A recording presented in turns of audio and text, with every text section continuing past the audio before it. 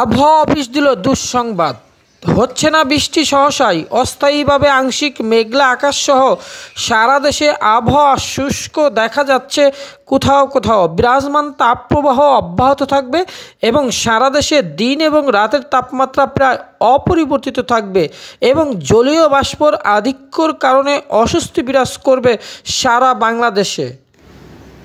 অন্যদিকে হিট অ্যালার্টে তাপমাত্রার সতর্কতার মেয়াদ আরও 3 দিন বাড়িয়েছে। বৃহস্পতিবার 25 এপ্রিল থেকে পরবর্তী 72 ঘন্টা বা 3 দিনের তাপপ্রবাহ অব্যাহত থাকতে পারে বলে জানিয়েছে আবহাওয়া অধিদপ্তর। একই সঙ্গে মে মাসের প্রথম সপ্তাহে দেশের বিভিন্ন অঞ্চলে বৃষ্টি হতে পারেও বলে জানিয়েছে।